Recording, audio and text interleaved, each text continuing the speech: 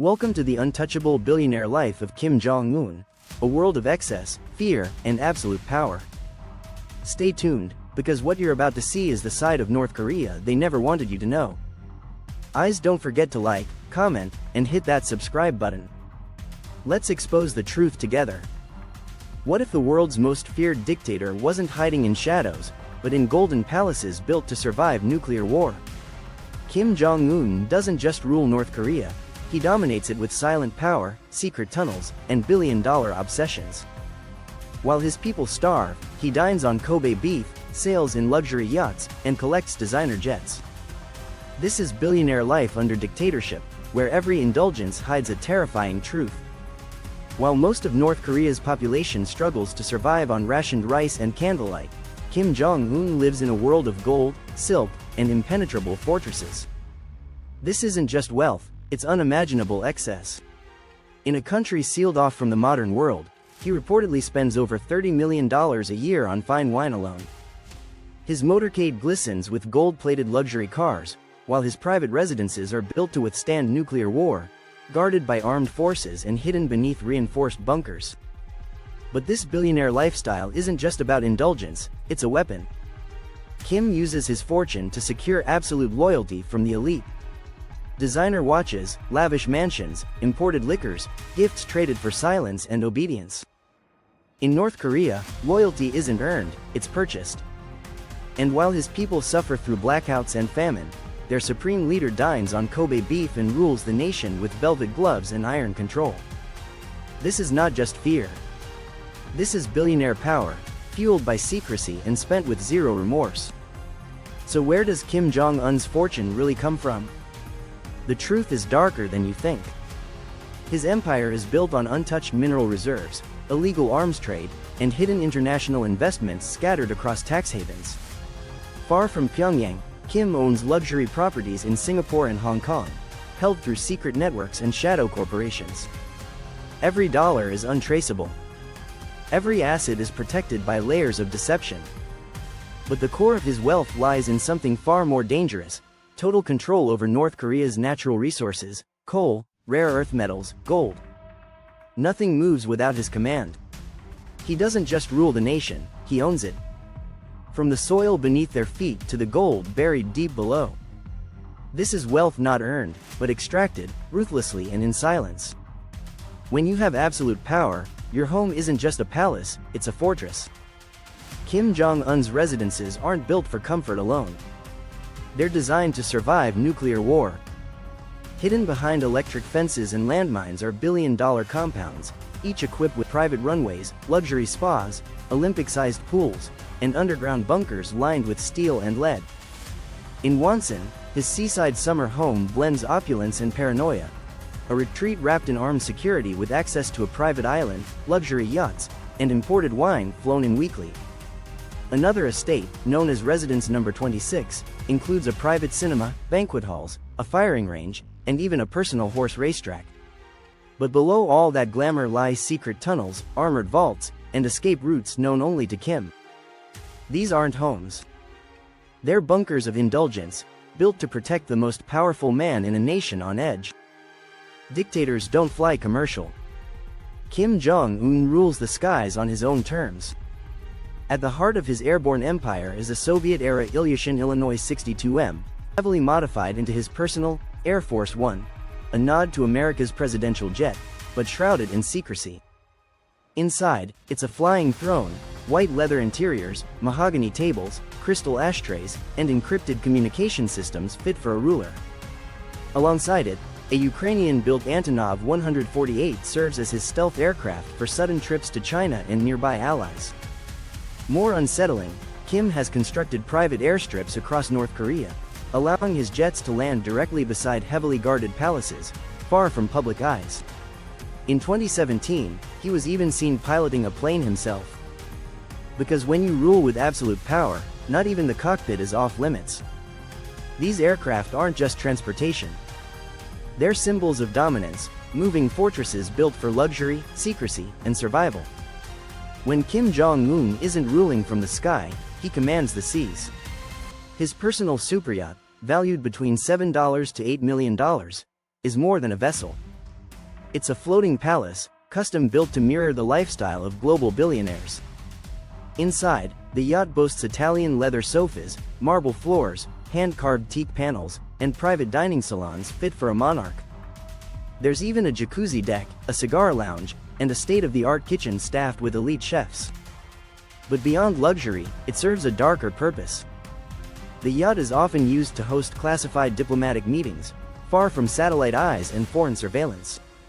It's a mobile stronghold, roaming international waters with military precision. Kim also owns a fleet of smaller boats, designated for personal getaways, surveillance, or transporting loyal elites. On these waves, there are no questions, no borders, only power, polished, floating, and untouchable. Kim Jong Un doesn't just collect cars. He builds a mobile empire of armored luxury. His personal garage houses over 100 ultra-luxury vehicles with a combined value surpassing $100 million. Among them, Rolls-Royces, Mercedes-Maybachs, Range Rovers, and even custom Lamborghinis, each modified to his exact specifications. But one car stands above the rest, his prize jewel.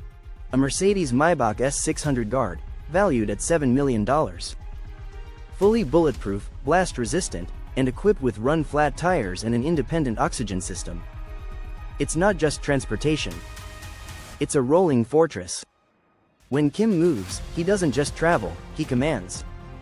His convoys are scenes of pure intimidation, motorcades of blacked-out limousines flanked by armed guards in synchronized formation. From childhood, Kim was obsessed with power on wheels. At just 7 years old, he was reportedly driving luxury cars under his father's watch. Now, he doesn't play with toy cars, he rides in machines built to defy assassination and declare dominance. In a country where most citizens can't afford a hot meal, Kim Jong Un built a ski resort. Welcome to Massacreong Ski Resort, a personal passion project carved into North Korea's icy mountains at a staggering cost of $30 million. With 9 slopes, modern lifts, and imported snow machines, it rivals elite resorts in the Alps. But there's a catch. The price of a single ski pass equals a full month's salary for the average North Korean. Locals can't enter. Tourists won't dare. The slopes are eerily empty, frozen monuments to unchecked power. Massacreong features heated lodges, Swiss-style chalets, and imported European furnishings. Even during international sanctions, Kim pushed the project forward, smuggling equipment, ignoring bans, and obsessively inspecting every detail. Some say he visited the site over 140 times during construction. This isn't just a winter getaway. It's a chilling symbol of how far he'll go to indulge, even if no one's watching. For Kim Jong Un, food isn't just sustenance, it's an empire of indulgence. He reportedly spends $30 million a year on gourmet food and fine wine. His favorite Bordeaux? Drunk by the bottle, sometimes 10 in a single night. On the menu, Kobe beef from Japan, Iranian caviar, Thai mangoes, Chinese melons, and Danish pork, flown in weekly, no matter the cost. And it doesn't stop at the table. Kim imports luxury cosmetics, scented candles, even fishing gear from China. In 2015, he spent $8.3 million on pepper. Yes, pepper, the same spice most people casually sprinkle on noodles. Add to that Russian stallions, custom umbrellas, and fitness equipment worth millions, and you get a dictator whose shopping list reads like royal fantasy. While his people ration rice and fear the cold, Kim surrounds himself with the most exotic comforts known to man. Excess isn't an accident, it's his identity. In Kim Jong Un's North Korea, loyalty isn't a virtue, it's a transaction. To secure his inner circle, Kim has reportedly spent nearly $4 billion, not on national development, but on gifts that ensure silence and obedience. Luxury watches, rare vintage liquor, fur coats, loose diamonds. These aren't luxuries, they're currency. Each item is handpicked to flatter egos and remind every general where their power truly comes from. Loyalty, in Kim's world, isn't built on ideology. It's built on indulgence. By flooding his top officials with gifts, he creates a fortress of dependence, where betrayal becomes unthinkable, and gratitude is measured in carats and crystal. This isn't generosity, it's strategy. And it works. In the surreal world of Kim Jong Un, Even obsessions serve a purpose. He reportedly underwent plastic surgery to resemble his grandfather, Kim Il-sung, not just in power, but in appearance, weight, and posture. But that's only the beginning. Kim travels with his own private toilet, built into armored vehicles, to prevent any biological trace from falling into the wrong hands. Even his waistline is a state secret. And the pianos. Kim is said to own more than 20 grand pianos, not for music, but for image. Because in a regime fueled by paranoia and propaganda, every detail, even decor, is calculated. This is not leadership. It's theater, played out in marble, music, and madness.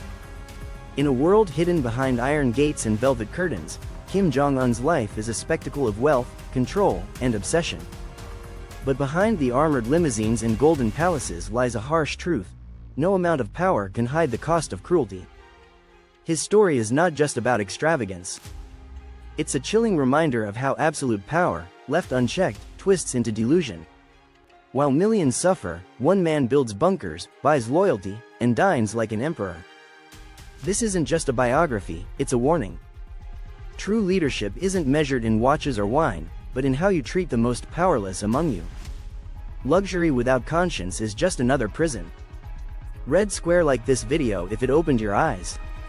Subscribe for more hidden stories of the world's most powerful. Because the truth is always more shocking than fiction.